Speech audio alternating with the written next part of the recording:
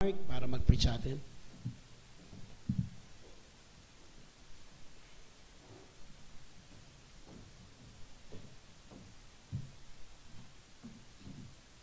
Amen po, praise God. Salamat po muli sa Panginoon sa pagkakataong ito upang makapagbahagi ng kanyang salita. Talagang napakabuti po niya. Ngayon naman po, ibuksan natin ang ating Biblia sa 1 Chronicles, chapter 27, verse 25 to 34. 1 Chronicle po.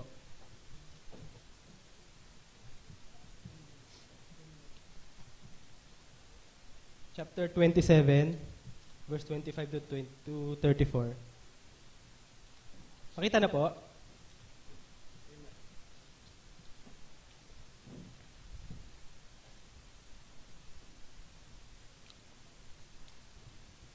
In verse 25, and over the king's treasures was Asmavet the son of Adiel, and over the storehouses in the fields, in the cities and in the villages, and in the castles was Jehonathan the son of Uzziah.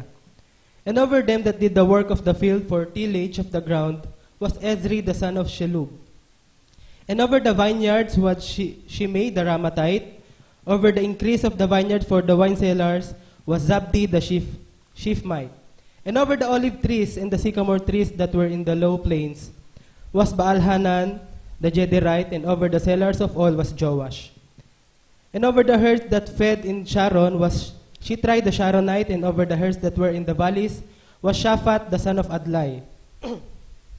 And over the camels also was Obil the Ishmaelite, and over the asses was Judea the Meronotite. And over the flocks was Jaziz the Hagerite, and these were the rulers of the substance, which was King David. Also Jonathan, David's uncle, was a counselor, a wise man, and a scribe. And Jael the son of Hakmoni was with the king's sons. And Ahithophel was the king's counselor. Hushai the Archite was the king's companion, and after Ahithophel was Jehoiada the son of Benaiah, and Abiathar the general of the king's army was Joab. So dito yung ating pong binasa. Manalangin tayo sa Panginoon. Ama, salamat po sa pagkabasa ng iyong salita. Salamat po muli, Panginoon, sa pagkakataong ito. Nawa, Panginoon, mag-glorify, Panginoon, ang iyong pangalan at tanging pangalan mo lamang. Bigyan mo po ng kaliwanagan ng isip, Panginoon, ang iyong tagapagsalita at maitaas ang iyong pangalan. Salamat po muli. Sa pagkakataong ito, pinupuri ka namin, Panginoon, in Jesus' name. Amen. So dito po yung binasa natin na yung mga, listahan po ito ng mga officer ni David doon sa kanyang kingdom. Alam po ninyo dito, pinangalanan yung bawat pangalan at yung kanilang mga duty. It is a great honor to be chosen by the king for a place of service. So dito, napakalaking karangalan o honor doon sa mga tao na napili, doon sa kani-kanilang bawat responsibilidad. Katulad nga sa lalo na ngayon mag-eleksyon. Napakalaking, para doon sa mga coordinator, napakalaking responsibilidad. Although kahit na napakababa lang nung ibinigay sa kanila, at least connected sila doon sa kandidato, para sa kanila isa yung honor. Kasi totoo naman, na kapag ikaw ay tauhan ng isang taong kilala, daladala mo yung pangalan niya. So yung honor niya, parang daladala mo na rin. So dito, ang Panginoon po, He has given every believer a place of service in the body of Christ. So bawat isa po sa atin, hindi lang po mga manggagawa, bawat po miyembro, kahit ikaw ang pinakabagong miyembro, ikaw po ay kabilang doon sa mga ministry. At una-una, alamin natin kung saan tayo kabilang at kung saan tayo mas magiging kagamit-gamit. Dito po makikita natin sa ating binasa, each person has a place of special service. Bawat isa po sa atin. Katulad dito, sa bawat tao dito sa kingdom ni David ay binigyan ng kanya-kanyang responsibilidad. Katulad sa gawain ng Panginoon, bawat isa po sa atin ay merong kanya-kanya ding responsibilidad. God chooses what we do.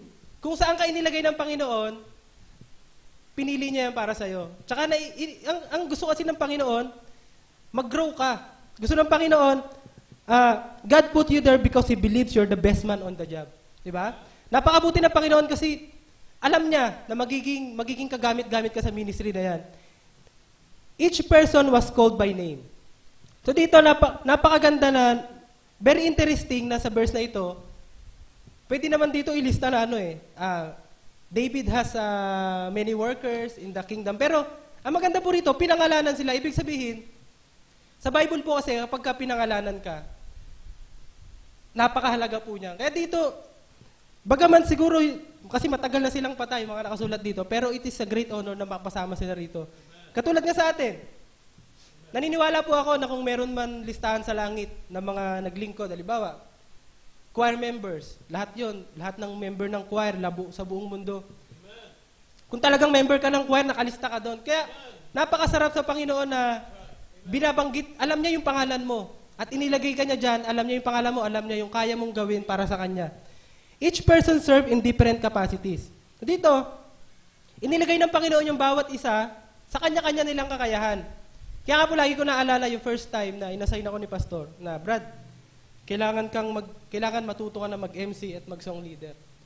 Yung una ko reaction nun, siyempre, pumayag ako, Pastor, opo. Pero, ang implikasyon nun sa akin, Panginoon, bakit? Pwede naman po ako mag-choir na lang eh. Kasi, hindi ako sanay humarap sa tao. Kaya ang naging unang hakbang ko, magtanong doon sa mga nauna. So, punta ako kay Brother Vic, tanong ako, Brad, paano ba to? Kasi sabi ni Pastor, mag-MC ako. Tanong ako, humingi ako ng payo sa kanya, paano gawin? So yun, pinayuhan niya ako, sabi niya sa akin, kaya mo yan Brad, kasi ako nga eh. Isipin mo ba na mag-MC ako? Eh, alam mo naman ang pinag-aralan ko. Pero, doon ako humugot sa kanya, sabi niya sa akin, kaya mo yan.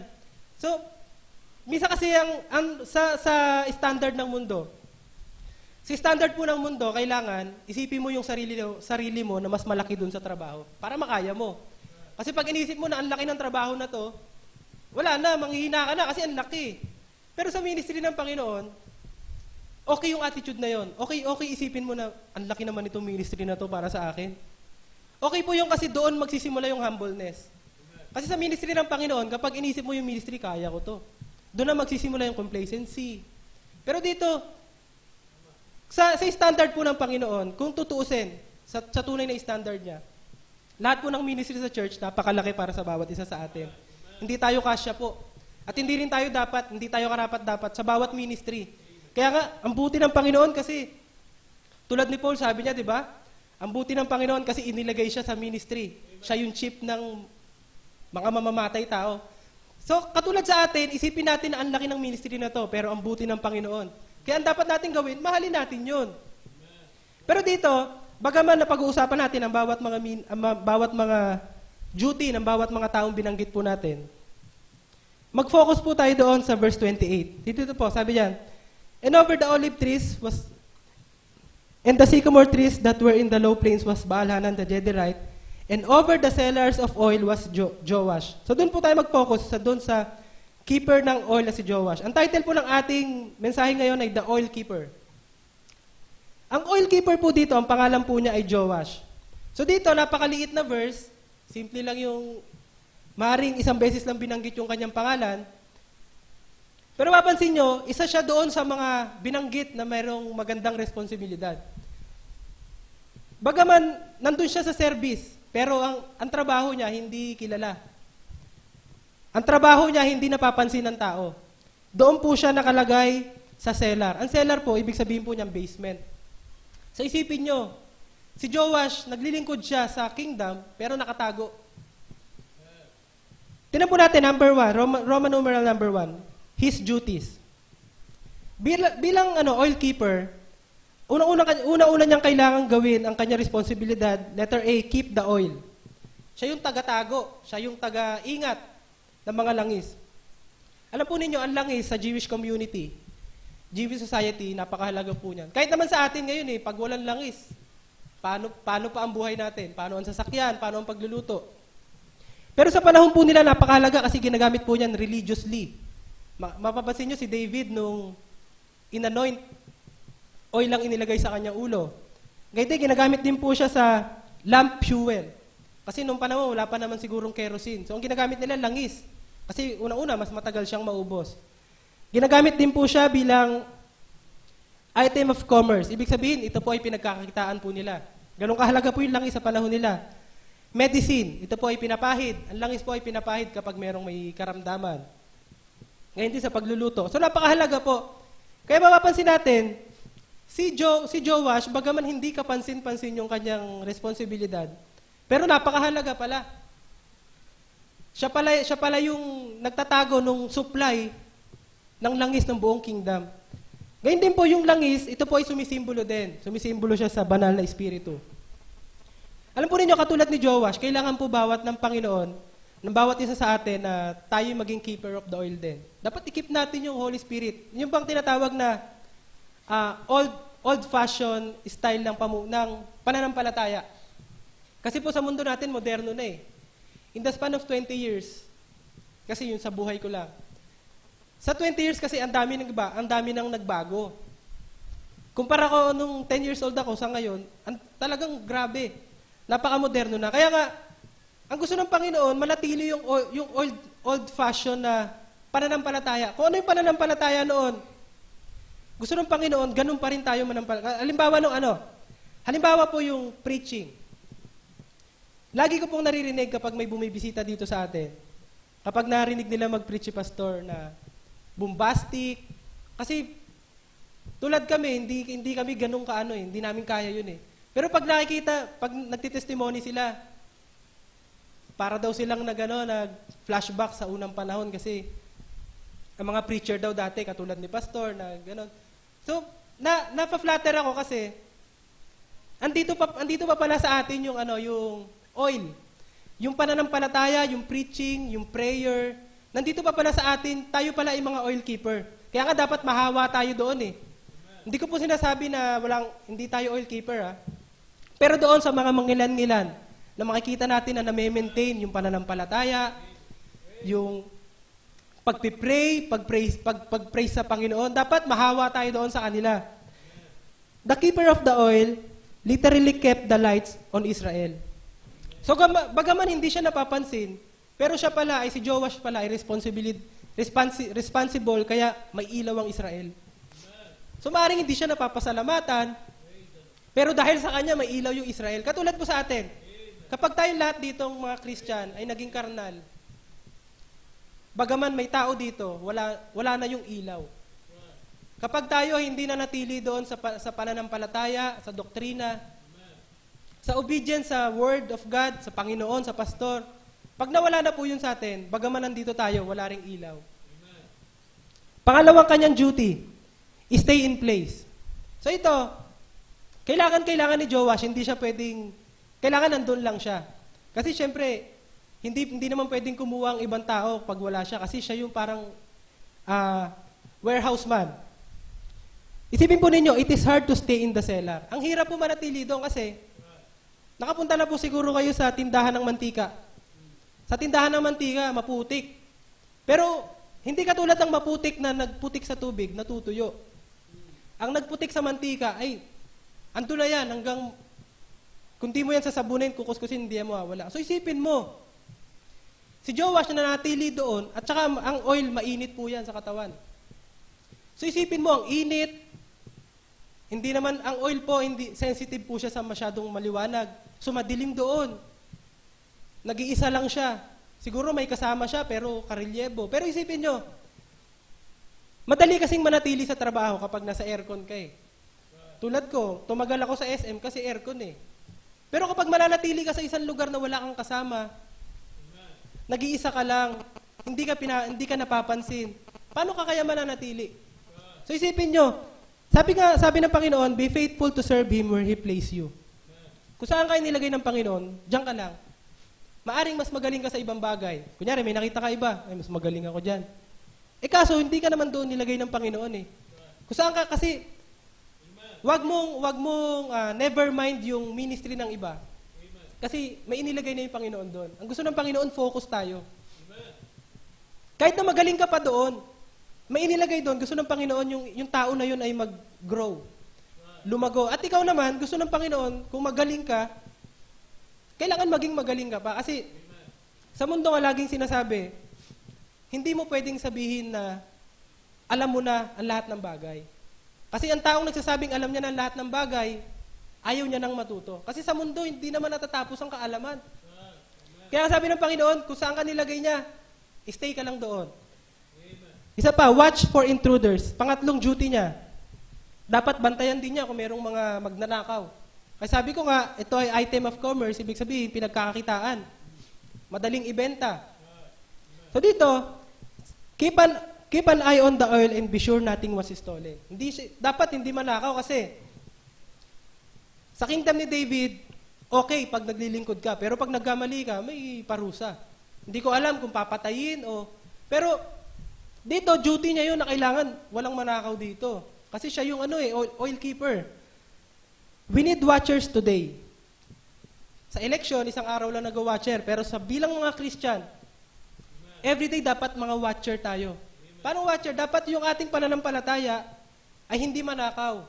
Kasi pwede yung manakaw ng complacency. Hindi natin pwedeng sabihin na, ay, mature na ako. Kahit sumama ako sa unbeliever, hindi ako madadala niyan. Mature na ako kahit manood ako lagi ng mga pelikulang worldly. Wala naman pong problema dun eh. Pero kung lagi yon, alam po ninyo, walang mature sa ganyan. Mahihila at mahihila ka.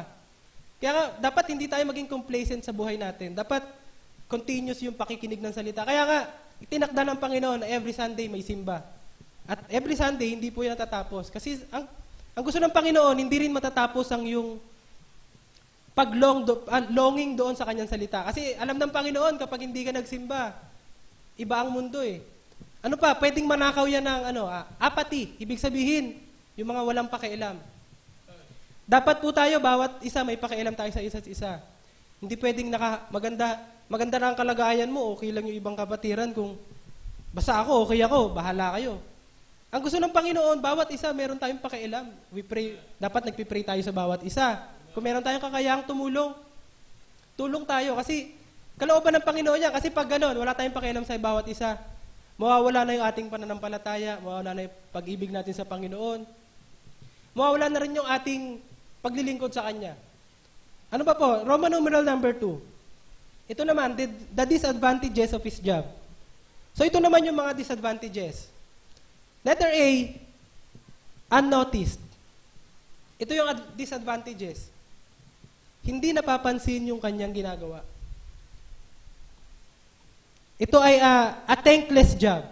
Kasi dun sa kingdom, kapag yung mga kumakanta doon, sila Asaph, pag kumakanta yun, syempre, naniniwala ako na napapasalamatan sila ng mga nakakakita, yung mga gwardya, na mga matitipuno, syempre napapasalamatan sila.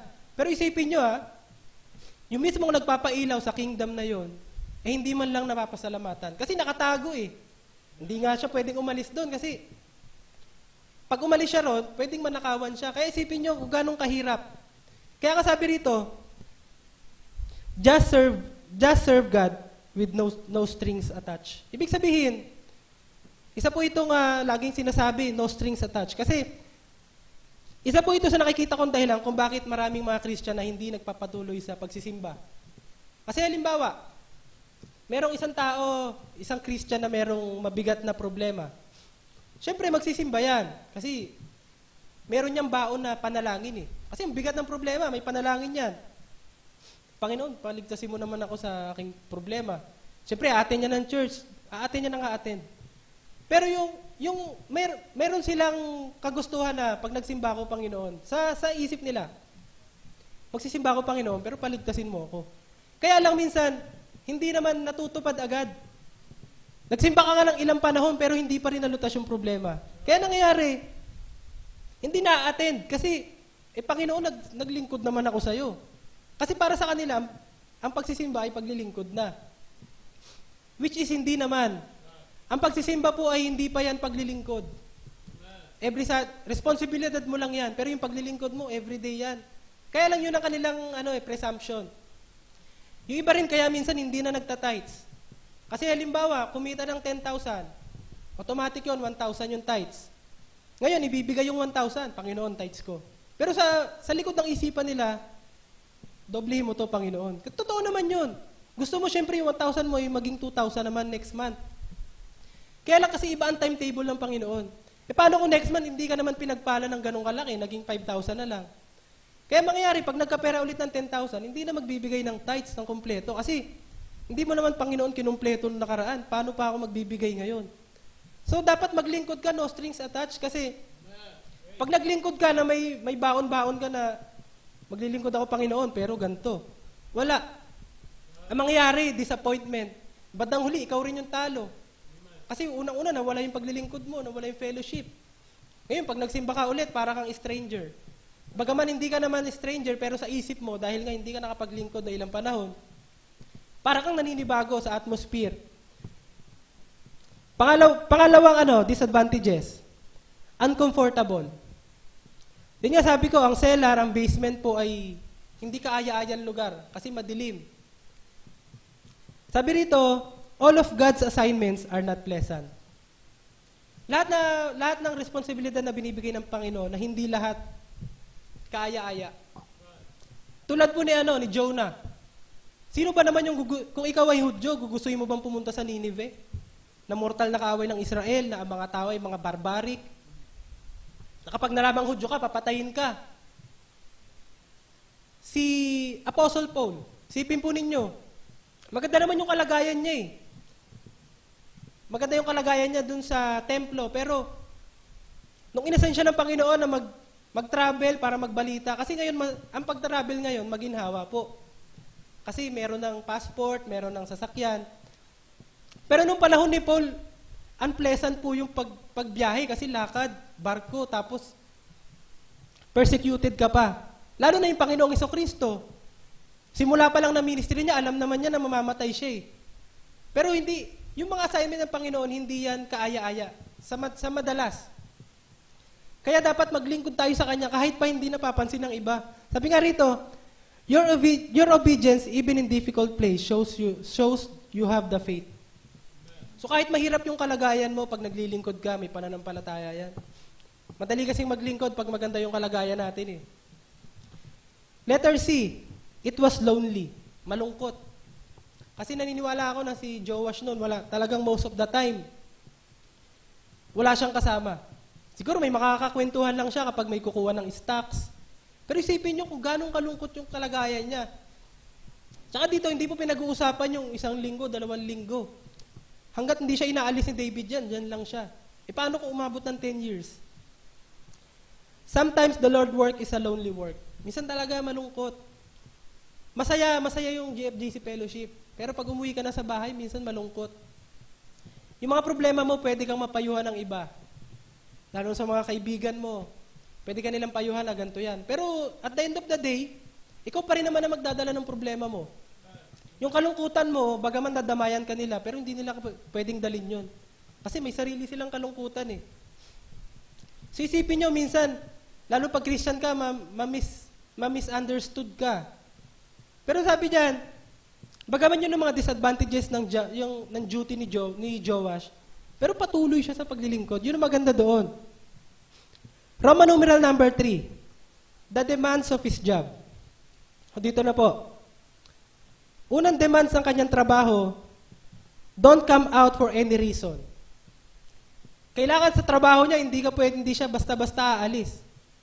Sabi nga rito, nothing is important than the duty given by the king. So, alam po ninyo, lalo na sa paglilingkod sa Panginoon, o sa pagsisimba na lang, sa totoo lang, hindi nga dapat basta-basta, paano matawag nito? Hindi dapat basta-basta na hindi ka na magsisimba. Bagaman may dahilan ka, sa human reasoning, pwedeng ka tanggap-tanggap yung iyong dahilan. Pero sa Panginoon, talagang required niya, magsimba ka talaga. Yun, hindi po natin pwedeng baguhin yun. Hindi natin pwede sabihin, okay lang, huwag ka magsimba. Sa Panginoon po, pag hindi ka nagsimba kasi, nagkakasala ka talaga. Pero, ang buti kasi ng Panginoon eh. Bagaman may dahilan tayo, tinatanggap siya ng Panginoon. Kahit na sa totoo, hindi siya katanggap-tanggap. Pero ang Panginoon talaga, napakabuti niya. Kahit hindi ka magsimba, blessing, yung pag-iingat, andoon, kasama mo pa rin eh. Kasi ang buti talaga ng Panginoon. At saka maganda rito, don't come out for any reason. Lalo na sa atin bawat isa, sa mga ministry natin. Hindi ko na po elaborate yung mga ministry. Alam naman natin yun eh. Hindi, dapat, kasi pag iniwan mo yung ministry mo ng walang sabi-sabi, iniwan mo yung ministry mo ng basta-basta lang, ang dami kasing maapektuhan. O, totoo po na kapag umalis ka sa ministry, magbibigay ang Diyos ng kapalit mo. Hindi naman maubusan ng kapalit eh. Kaya lang kasi andyan ka na eh. Isipin mo, pag umalis ka, maghahanap ang Diyos ng kapalit. Hindi mo ba alam na hinanap ka na ng Diyos? May una kang hinanap ng Diyos bago pa siya maghanap ng iba. Una kang hinanap ng Diyos at inilagay ka dyan. Tapos, iiwanan pa natin. Isipin mo, hinanap ka ng Diyos, inilagay ka niya dyan, tapos iiwanan natin. Kaya nga, buti ng Panginoon talaga. Wala akong ibang masabi kasi, kundi mabuti ang Panginoon. Kasi, minsan nagkakasala tayo, at pag nagkasala tayo, expect natin palo. Pero imbis na paluin ka ng Panginoon, ibinabalik ka pa doon sa ministry. Kaya si Paul nga, grabe rin ang pasasalamat niya eh. Sabi niya, ako na yata ang pinakamasama. I am the least of the apostle, sabi niya. Ako ang pinakamababa sa lahat ng apostol, pero inilagay niya ako sa isang malaking ministry. Sana ganun din yung ating maging pakitungo doon sa gawain. Na bawat isa sa atin, wag natin pagmalakihan yung ministry. Bawat isa sa atin ay biyaya lamang ng Panginoon, kaya tayo nakatatayo. Ano pa rito? It was lonely. Pangalawa, obey the king. Ito yung demands of his job. Obey the king. He is the only one you need to try and please. Si Joash, naniniwala ako na hindi na siya naghahanap ng papuri ng iba. Paano pa siya maghahanap? Andun na siya. Ang gusto niya lang, kung ano yung job na ibinigay ni King David, gagampanan niya. Sabi nga rito, halimbawa, sa choir, kasi member naman ako ng choir, nakapanood po ako ng isang musical coach sa YouTube. May kino-coach siya na isang singer. Yung singer babae, maganda yung boses, tsaka maganda rin yung muka. Ngayon kumakanta yung babae. Tapos pinatigil siya nung coach, sabi niya, ano ba yung gagawin mo? Kasi maganda eh. Magpapakyut ka ba o kakanta? Tinanong siya, ano bang gusto mo? Magpapakyut ka o kakanta? Sabi niya, kakanta po. Kung kakanta ka, wala ka dapat pakialam kung cute ka pag kumakanta ka. Yun ang sabi sa kanya. Wala kang pakialam kung pangit ang mukha mo. Basta kung gusto mong kumanta, ang importante ay lumalabas sa iyong bibig. So doon na siya, na parang naalimpungatan yung babae. So katulad din sa atin, dapat ang gusto lang natin ay sumunod sa Panginoon. Kung sabi ng Panginoon, kumanta ka, kumanta ka.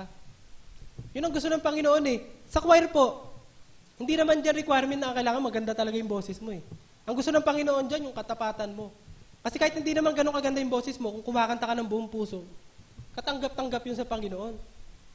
Sabi pa nga rito, naniniwala rin po ako na sa Christian journey, lalo na sa mga Christian, mula nung nagsimula ka hanggang lumalakad ka,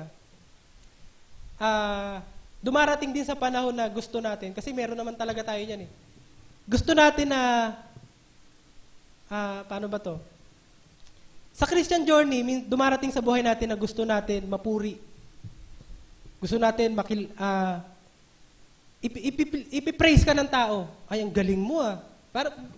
Meron kasi tayong longing na ganyan.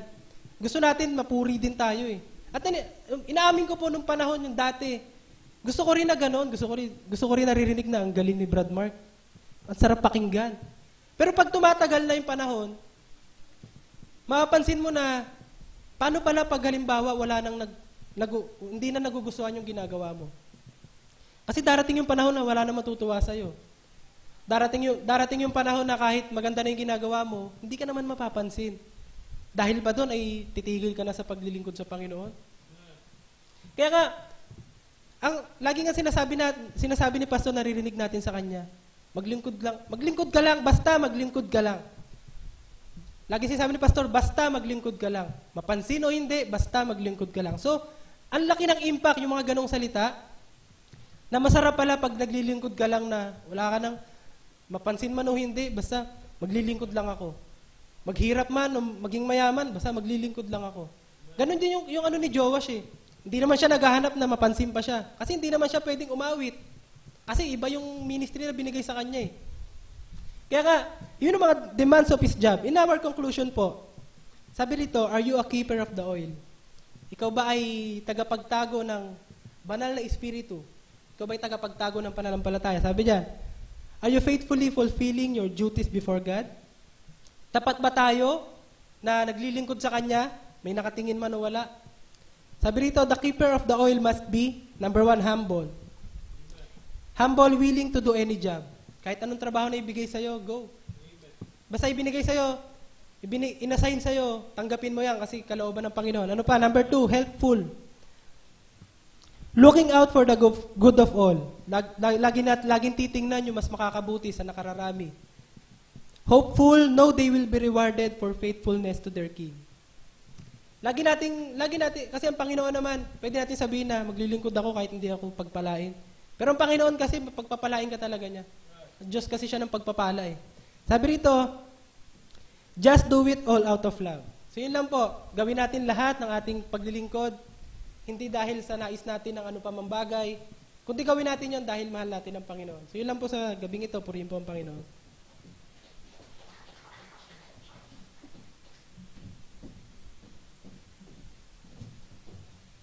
So, nakakabless po. Alam nyo, kung minsan, may mga tao kasing hindi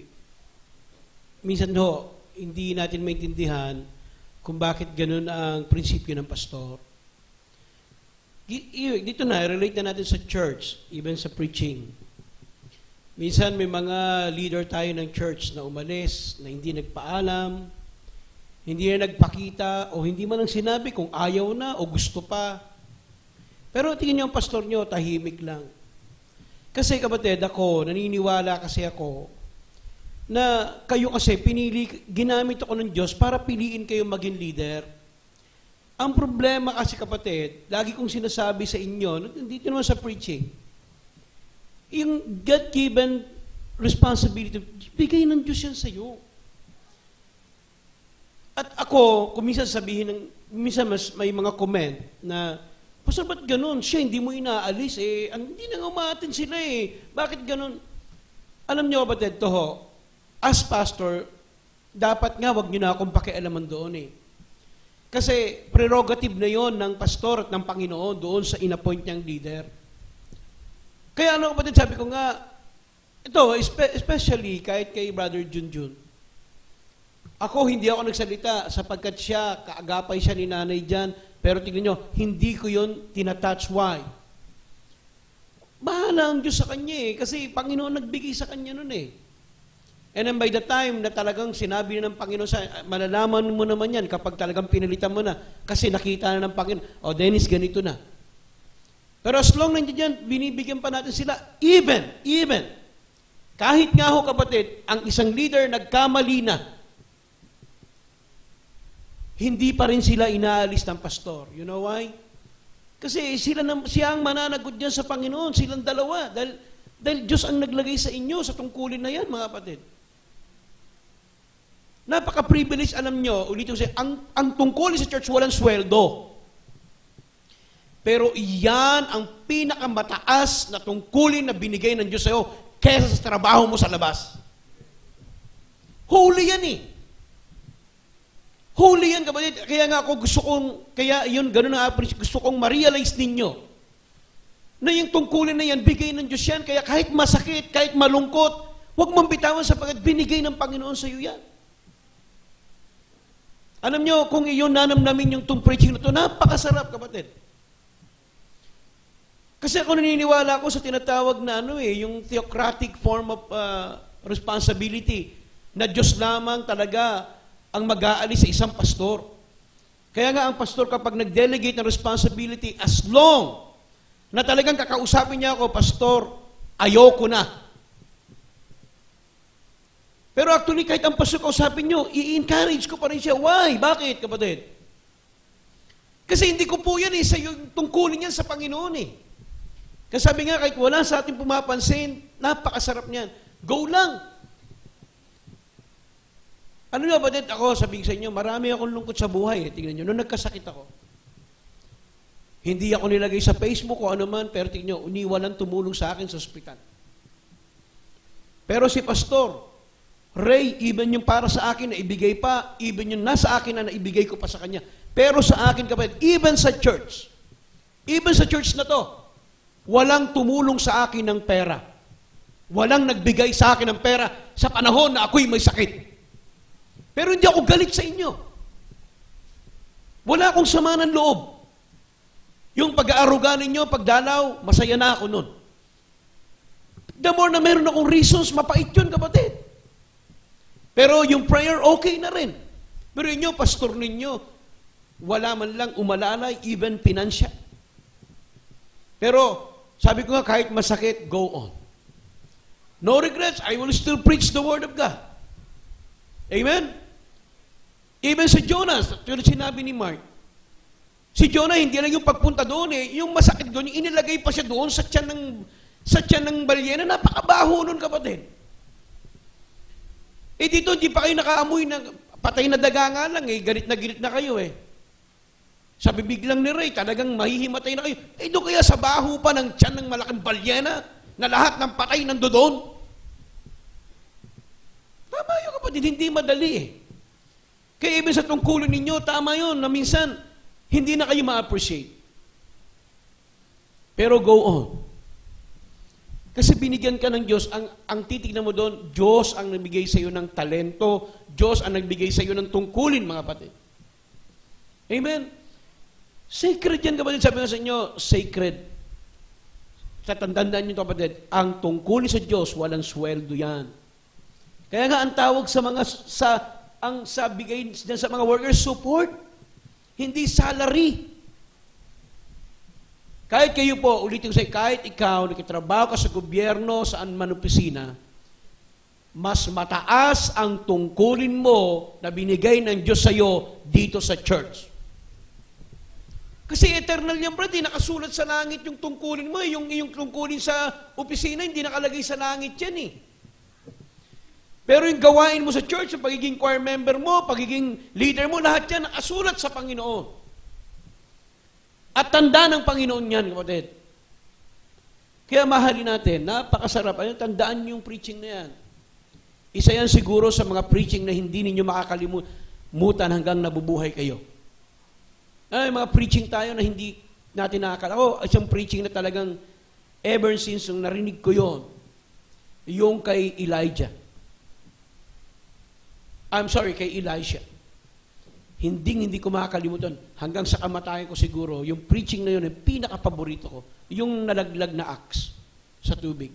How many times ko na yan pinipreach sa inyo? Paborito ko yun. Kaya kapatid, yan, yung preaching na yan, tandaan ninyo, ano man yan, wala namang maliit Wala ring malaki. Doon lamang yan sa tumitingin sa tungkulin niya kung gaano niya kamahal ang gawain ng Panginoon. Amen? So yan kapatid, kaya yun siguro, bakit ganyan si pastor? Ito, nagkamali na nga ito, ba't hindi pa tinanggalin? Alam niyo kapatid, binibigyan pa rin siya ng pagkakataon ng Panginoon Diba? Kaya napakabait ng Panginoon sa atin kasi, sabi ko nga sa inyo, si King David nga Talagang hindi inalis ng Panginoon. Even si Saul, hindi naman inalis ng Panginoon hanggang sa namatay na lang Si David, tingnan nyo nga ang kasamaan ng ginawa niya, even si King Solomon. Pero nilagay silang maging hari. Biruin mo, sino bang mas pinaka-immoral sa mundo? Na magkaroon ka ng 1,000 asawa. Kasal man o hindi. Doon na sa 1,000. Pero tignan mo, pinanatili pa rin ng Panginoon na maging hari. Pagkatapos doon pa sa kanya magagaling ang pinaka-King of Kings and Lord of Lords sa lahi pa na King Solomon. Kaya nga dyan napipintasan sila Pero mo, si Jesus Christ, ang pinakaninuno mga salbahe, di ba? Pwede. Pero hindi yun ang tinitignan natin, sapagkat alam natin si Kristo ay galing mismo sa Diyos. Pero kung titignan mo yung lineage na background, walang makikitang mabuti. Si King David, kumuha ng asawa si Bathsheba, pinapatay yung asawa sa gera, tapos kinuha niya si Bathsheba. Doon lumabas si King Solomon. Nanay ni King Solomon yun And then itong si Solomon ang ginawa, may 300 asawa, may 700 na asawa, may 300 na concubines. Isipin mo yan. Pero regardless na, sabi, yung tungkulin nyo sa Panginoon, tandaan nyo kapatid, every day meron tayong chance na baguhin yung sarili natin para sa Panginoon. Pero kahit nga ginugusto na natin yung lagi pa rin tayo nagkakamali. Pero sabi nga, yung tungkulin, yung gawain ng Panginoon pinagkaloob niya, dapat buo ang ating isip. Amen? Kapatid, ako talagang gusto kong lumuha ka na napakabuti ng Diyos sa atin Ang problema minsan, pambihira, hindi natin minamahal Simpleng leadership lang na binibigay sa atin sa church. Akala natin ganun-ganun lang. Diyan tayo sinasanay ng Panginoon, kapatid. Dahil doon tayo gagamitin ng Diyos mightily sa mga tungkulin na binigay niya sa atin. Amen? So manalangin tayo, kapatid. Lord, salamat po sa mensahe. Salamat sa iyo. Salamat, Panginoon, sa pribilehiyo na makapaglingkod sa iyo. Talagang ganun, Ama. Alam namin na may kalungkutan sa gawain. Pero hindi naman lahat, puro lungkot.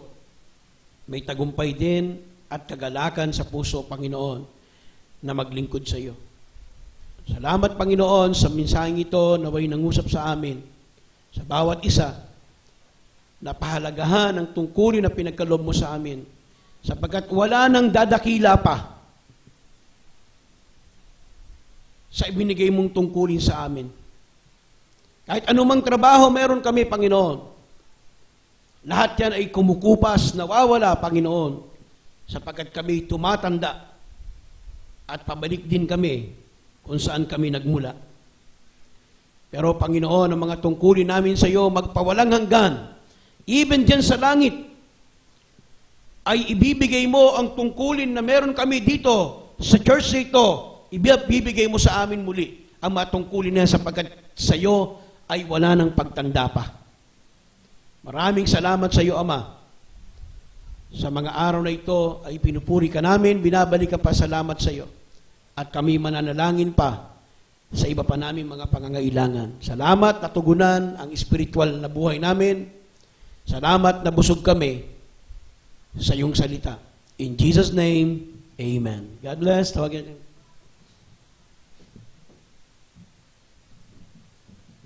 Amen sa Panginoon.